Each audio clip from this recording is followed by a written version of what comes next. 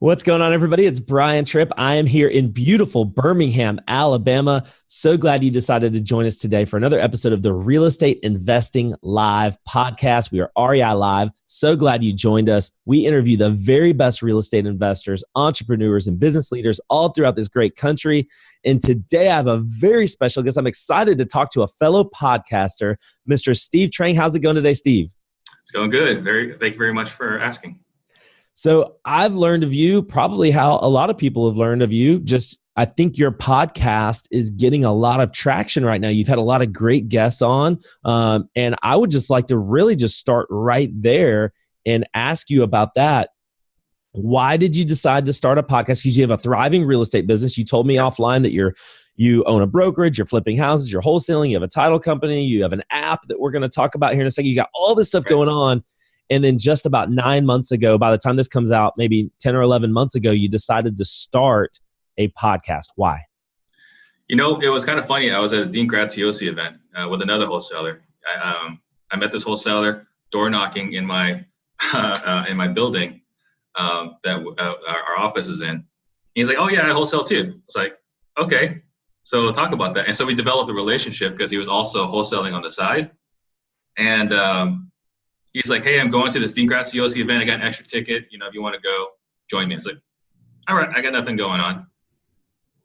Afterwards, like a couple weeks later, my grandma passed away, and that was actually when the funeral was. So I went from the funeral to the event.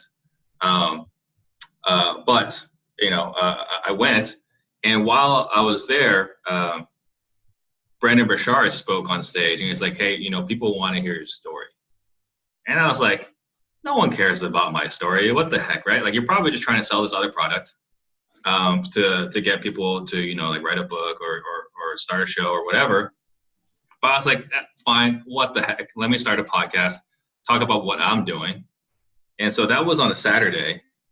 And then, so that Saturday is like, you know what? I'll do a podcast. Went to my buddy who has a studio. It's like, "Hey, I'm thinking about doing a podcast. Can I use your studio?" He said, "Sure." I said, "Okay." Wednesday, I went to a studio, checked it out, did a Facebook Live. I said, "Guys, we're starting a podcast. Tune in next Wednesday at 2:00. And it's been consistent since. But it was just Brandon Burchard says people want to hear our stories. So I was like, all right, let's put it out there. Let's give it 10 episodes. If it works, great. If it doesn't work, it'd just be another failed venture. No big deal. I'm a serial entrepreneur. Definitely. I totally agree about storytelling. I think storytelling first of all, it's the best way to sell is just by telling a story. It's the best way to really capture someone's attention. So I love that. I think that's awesome. Steve, how have you been able to gain so much traction with this podcast in such a short amount of time? I think it's because I'm not selling anything. You know, because we also do a meetup as well locally once a month. Mm-hmm. And the feedback I've gotten is like they feel inspired and they don't feel like they're being pitched anything because they're not. We're not pitching anything. We have nothing to sell. So I think the biggest thing is that we're providing value. We're not selling anything. And if I'm not the most coached, I got to say I'm in the top 1% because I spend a lot of money on coaching. And the reason why I say that is that there's a lot that I've learned, whether it's leadership, sales, marketing, running a business, creating a culture, whatever it is, I've been coached on it. Mm-hmm. So when I'm doing these interviews, I'm listening to these other people that are super successful, right? Uber successful. And I can also offer a little bit of what I've learned on that topic as well. Sure. You know, it was funny. So Max Maxwell was on the show and he said something. I was like, you know, can I offer my insight on that? And my buddy Brent Daniels calls me. He's like, "I can't believe you try to give advice to Max Maxwell."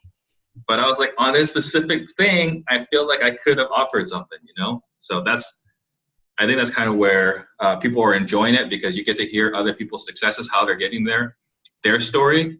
And then also, I think my I wouldn't say, you know, completely unique perspective, but just a different way of looking at something than most people will look at it. Yeah, no, I like it.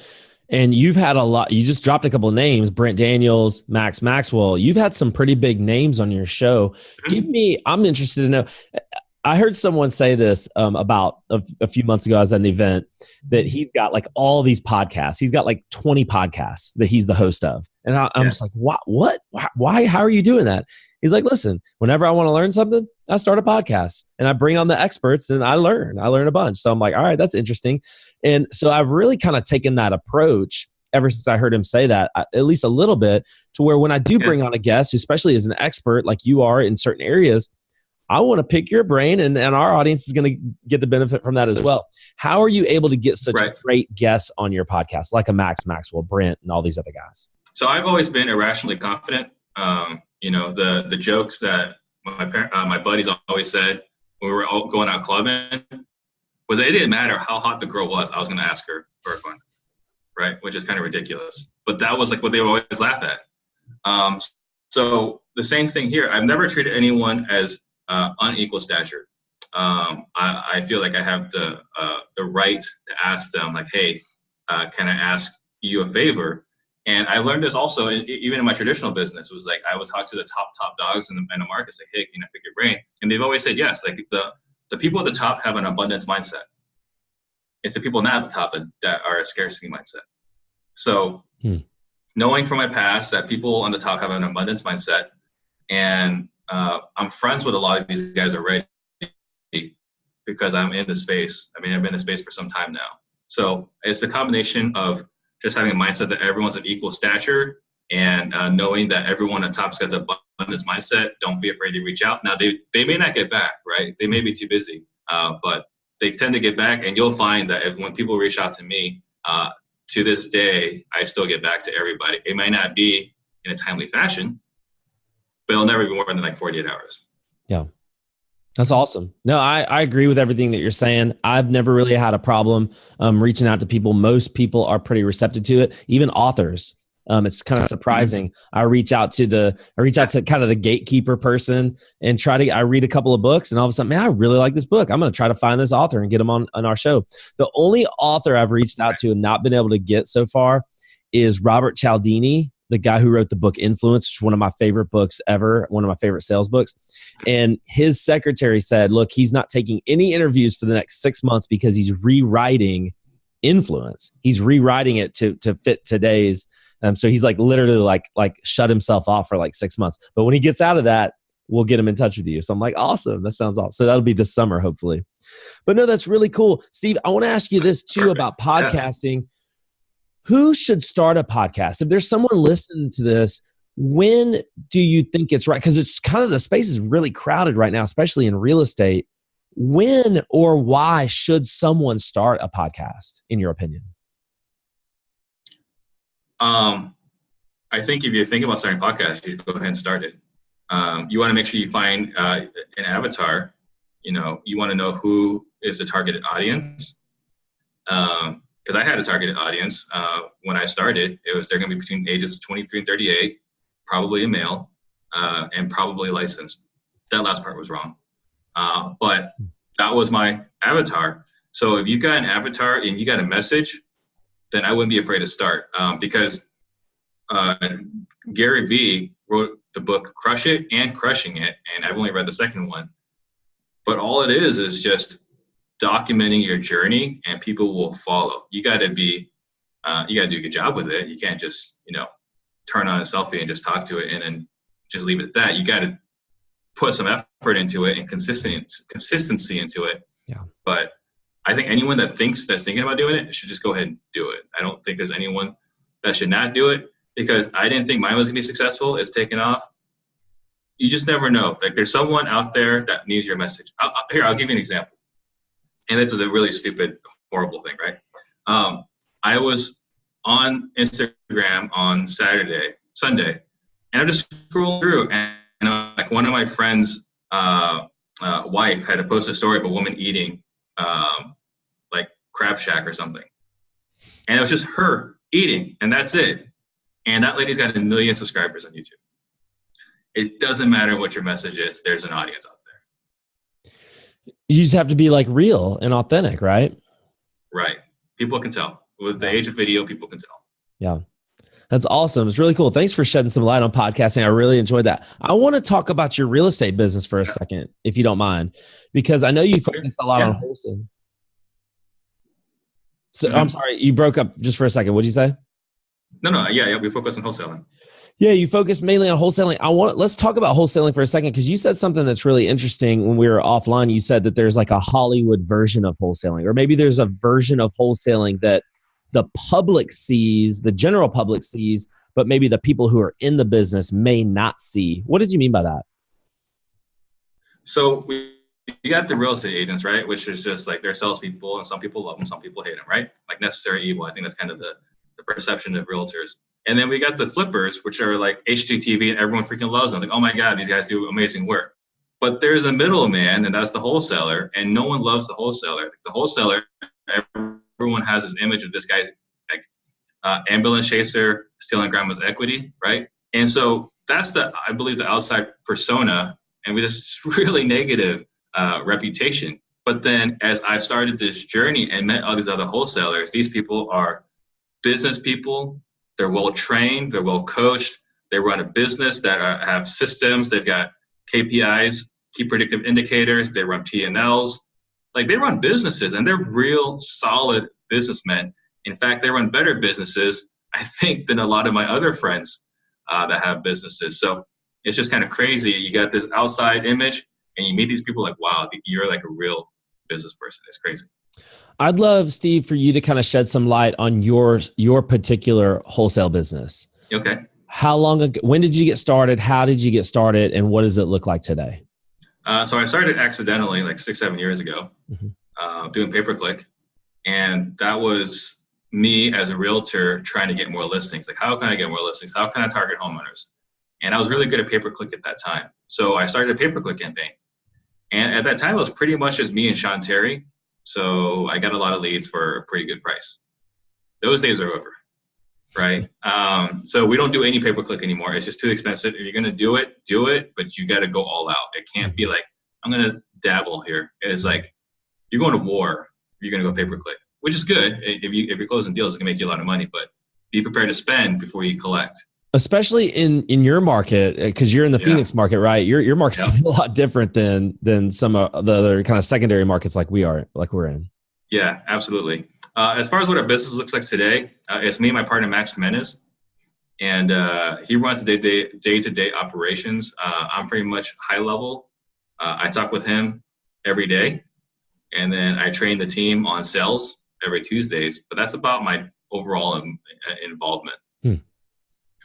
We got 3 callers. The requirements are calling at least 10 hours a week. And that's our organization. We're not doing crazy numbers. We're not doing double digits every month. Our best month we did 7. Our worst month we did 0. It laid a goose egg in December. But we're doing consistently between 3 and 5 a month. So let's just talk about that, because it sounds to me like you were a realtor first. Is that what you were saying? Yep, realtor in 2007. And it sounds like you got into wholesaling because you saw the potential to make more money than what you were making as a realtor. Is that kind of? It's the gratification. So let's say I meet with Brian, and Brian's house is worth $300,000. Okay. And we agree to list it, but you're like, Steve, I got to test the market. I got to get 330. I just have to. Say, okay, fine, we'll list it for 330. Normally I would walk away, but you know what? I'll list it for 330. And we get your 330. Okay, we get it. We got some buyer willing to pay for it. We did everything we could, and we got you your 330. But it took us 60 days to get there. So the whole time, Steve, what do you do to market my home? What do you do to market my home? And then we do the inspection. And it's like, oh, they really want you to replace the toilet and the doorbell and the kitchen faucet. You're like, no, this is stupid. I don't want to pay for all these things. So you're upset with me about that because that's my fault. And then the appraiser comes back. It's like, this house is not 330. This house is like 318. Okay, so now we got to be under contract at 318. Again, I'm still the bad guy. So we got you 18,000 more than what was you really should have got. But it took 60 days, and we had to deal with inspections, and we had to deal with appraisals, and it took too long. It's all my fault. And the whole time, by the end of the day, you're like, that was an 8 out of 10 service. I set the freaking record in the neighborhood. That's an 8 out of 10 service. Flip side, your house is worth 300. I buy it for 225. You love me. I solved your problems. You got cash in 7 days. You got moving expenses. You didn't pay any closing costs. That 225 was in your pocket. You freaking love me. I'm a human like anybody else. I would rather be loved than hated. So wholesaling, faster money, people love you. You're solving people's problems. What's not to love about it? But you can't, I get it. I hear what you're saying, but you can't downplay that you're going to make more money though. Oh, on the wholesale side? Right. Oh, yeah. So it's more money and it's faster and it's gratitude. Got it. Yeah. So no, I'm with you. Look, I got my real estate license in 2014, and I tried playing the realtor game. I was a wholesaler first, and I tried playing the realtor game. I got it after I've been wholesaling for a couple of years, and I got my real estate license because I thought I could offer someone an extra option, which sometimes I could, not often, but sometimes I could. But man, playing that realtor game, it's a lot of work for very little. Like you said, no one likes you. Right. And very little, financial reward at the end of the tunnel. I just don't like it. Yeah. Well, it's pretty good financial reward, but compared to wholesaling. Not compared to wholesaling. It's a lot more work for less money is what it is. Yeah. So I appreciate you. Per hour, definitely lower. Definitely. I appreciate you shedding some light on your wholesale business. How would one go from not knowing anything about wholesaling to developing a team? You said you have a team of people where they're doing most of the work, and you're still only doing, there's still a little bit of a roller coaster. You're still only doing 3 to 5 deals on average per month. Talk about that progression. What from 2007, 2008 until that's over 10 years till now. And then just talk about that roller coaster that wholesaling could be. Well, so to be clear, I did it accidentally, right? Starting in 2013 or 2012, I started doing it accidentally because I was doing pay-per-click, and I'd offer people cash and they would take it. Like, no, what? Why wouldn't you list it? You get more money listing it, right? So that's been accidental. Became a little more intentional in 2014, 2015. But last year in April was the first time where I actually said, all right, we're going to have a wholesale division. And we're going to run it like the business. Right? It's not going to be supplemental to our realtor business. This is going to be the wholesale business. So that was in April. But I was able to take a lot of the experience I've had in, building a brokerage, building a real estate team, having the systems in place. I was able to apply into the whole world. Gotcha. So you kind of did it backwards from how I did it. You built out a real estate brokerage first. Yeah. I mean, I have today just shy of 100 agents in my brokerage. Wow. And like from 2014 up until last year was the first year we didn't sell 100 houses in a year. So 2014, 15, 16, 17, we sold 100 houses a year on the traditional side. So I've been running a pretty good traditional real estate business, but we're just completely letting that slide. Like there are days I'm like, why do I even have this side? Like I enjoy the wholesaling side completely, like so much more. Why do I even have this side? No. But I keep it to keep the other agents employed. So I'm sure if you're in that market, you're in the Phoenix market, I'm sure you know Brett Tanner. You seem a lot like your business sounds a lot like it's set up like Brett Tanner's business. Brett Tanner, someone I respect a lot, right? And I would say he's probably doing it better than I am, but probably very similar. If I had to guess, he's probably doing it better than I am. I think he's got like tons and tons and tons of agents too. He's more on the brokerage side, and then he's got that side hustle, that side wholesaling business, like it sounded like you had. That's just what came to my mind. Well, that's exactly awesome. That's awesome, man. I think that for someone like you, for someone like me, we've been doing it for so long that it's like I started a podcast because I just wanted to man, I've been doing this for so long. There's a chance for me to give back. I've seen some of your YouTube videos where you have a lot of how-to videos. And I've heard you say a couple of times, I don't charge for any of this stuff, and I just want to do it. I'm just curious, like I know you mentioned abundance mindset for people that it might be a little bit, might already be there, or at least, somewhat have arrived, but to give away as much as you do, just talk about what goes into that. Well, one of the big things about building culture is you attract who you are, right? And so if I can be the most generous with my time and knowledge, then in theory, I should be attracting other people that are generous with their time and knowledge. People that have the abundance mindset. And that's proven to be true. I mean, I grown from 60 licensed agents in our brokerage to just shy of 100 in this time since I started the podcast. People love it, and it's not the upsell like, hey, it's $99 for the weekend, then it's $1,000 for a week, and then it's $30,000, for one-on-one time. Like, it's none of that. It's, I run a brokerage, and if you want to hang around me all the time, be at the brokerage if you're licensed, right? Be at the brokerage.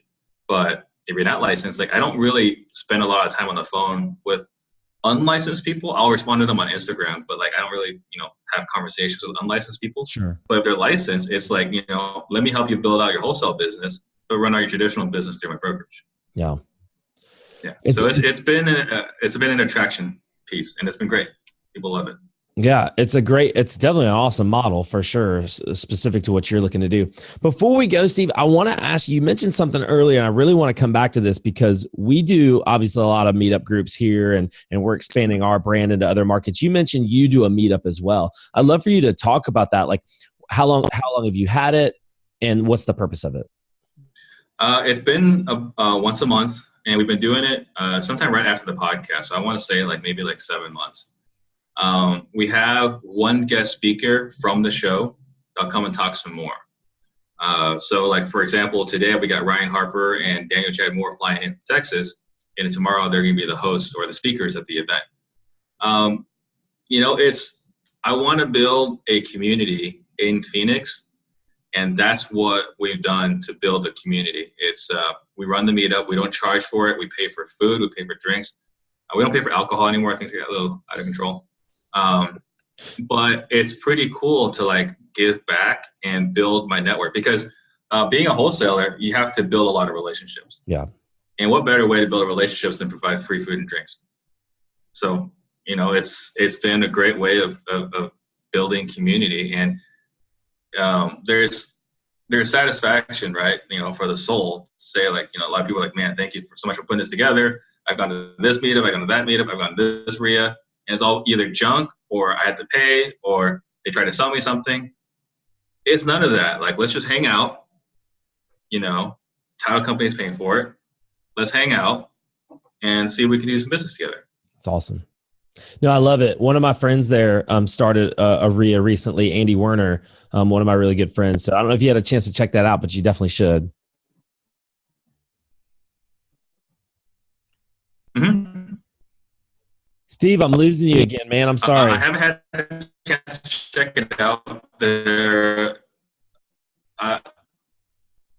all right. This is probably my fault. I'm back. Can you hear me? I can hear you just fine. Can you hear me? Yes, now I can. Wow. Okay, sorry about that. It's got to be me. I'm a little bit further from the router, but I should be okay. Anyhow, so I know about that meetup, and I haven't gone to it. So for me, family is super important. I've got 3 little girls. So for me to take time away from my kids and my wife has to be really, really worth it. Mm-hmm. And for me, that has not crossed that threshold. I mean, I have people inviting me out to Dominic's, all these nice steakhouses, and sporting events. And more often than not, I say no, that. I would rather spend time with my kids than go do that. That's fair. And I think that a lot of us aspire to get to the point to where we can make that decision profitably, where it doesn't become, well, I need to go do this because I have to make that money. And I think a lot of us aspire to get to that place. So I think that's really awesome. Last question I got for you, because you brought it up again for the second time. Somebody's flying in, they're on your podcast, and then they're going to speak at your meetup. How do you get these guys that are, I haven't seen all your podcasts, but are all these guys flying in to do a live interview? Yeah. Now, some of them are going to be in town anyway, right? Mm-hmm. So Rafael Vargas, he was actually in town for Brett Tanner's thing. So for that example, he was already coming into town. Mm-hmm. And I tell these guys, you can fly in on your own dime, or next time you're in Phoenix, let me know. But yeah, there are people that come in just for that. And I've been incredibly blessed to have that impact where people feel like it's worth it. Because I have people that will fly in, and we've become a little bit of a landmark. where they're like, yeah, I got to meet Steve Trang. And it's such an honor because like, I have no idea my impact in Houston, right? But now I know, like I got some players in Houston that watch the show. So it's cool that, you know, they're willing to fly in to do the show. I think it's awesome, and I think it's a testament to you. Did you say anything? I think I lost you. Steve, I'm sorry, man. You're breaking up. I didn't know when you had stopped, and I was trying to jump in. I'm gonna have to go. Okay, yeah, go ahead. Sorry. Yeah. Sorry. No, I think that's really cool. It's obviously a testament to who you are and what you've built and what you're continuing to build. What's next for you? What's next for Steve Trang? Well, so I got We Live, right? So I'm gonna be speaking on stage with Max Maxwell and Kong Lee. And Gary Vee, which is huge. I mean, meeting one of your heroes. So We Live 18, that's in March 22nd to 24th. And then the rest of that, my efforts is going to be continue to build out this community, continue the podcast, and then continue to build out this app, the OfferFast Homes app, because this is where I think the future of wholesaling is going to be this app. I don't think email blasting and texting is going to be the way it is in the future. I think it's going to be push notifications on a wholesaling app so people know that, you know, if you're looking to buy 3-2 in Chandler or Birmingham, right? I want a 4-2 in Birmingham that's no less than 1,300 square feet, and no more than, I don't know, 140. I don't know what's a good price point out there, but like this is my parameter, and if it doesn't fit this parameter, I don't want to know about it. Mm-hmm. So now moving forward, you're gonna get push notifications based off that exact save search, kind of like you would have an MLS. You get email, but we're gonna do push notifications. So we're trying to revolutionize the way wholesaling is done as well. So the name of the app is OfferFast Homes, and we can go and find that now? Yep, it's in iTunes, or was it Google? It's in the App Store, and it's in Google Play. And it's OfferFast, one word, and then Homes. Awesome. We'll link that up in the show notes. OfferFast Homes, the app. Go download that. Go check it out. I'm going to do a little bit more research on that myself. And go and subscribe to the Real Estate Disruptors podcast. Steve has had some really incredible guests on, some people that have been on our show as well. We know and love Brent Daniels, who's coming to Birmingham to speak to our crowd here pretty soon. So we know a lot of the people that have been on your show, and go and check out Steve's show as well. Steve, any last words? Anything you want to leave our audience with? You know, I've been preaching on this for a little bit, but I would say this, you know, there's a lot of negative news out there, right? There's a lot of hysteria. So the first thing I would say is turn off the news. Totally. And then after that, I would say there's never been a better time to be alive, and there's no better country on the planet than where we are today. So freaking take advantage of it. Don't waste this potential that you have in front of you. Like, go out, take action, make the money to change your life, your family's trajectory. It's an opportunity, and who knows how long that will last. So take action today. I love it, man. Got to keep perspective. We have to understand who we are and where we are and what you have the opportunity to go and do. I love that. It's awesome, man. Thank you so much for coming on the show. Thanks so much for providing value. I love that we got to talk about podcasting and meetup groups. It's my thing. So I'm loving that we got to talk about that. It's great to meet you and learn a lot more about you, Steve. And guys, we love you so much. So make sure you hit that subscribe button. We got some incredible guests. You thought Steve was great. We got some more incredible guests on the horizon. So hit the subscribe button so you get notified. We love you, and we'll see you next time.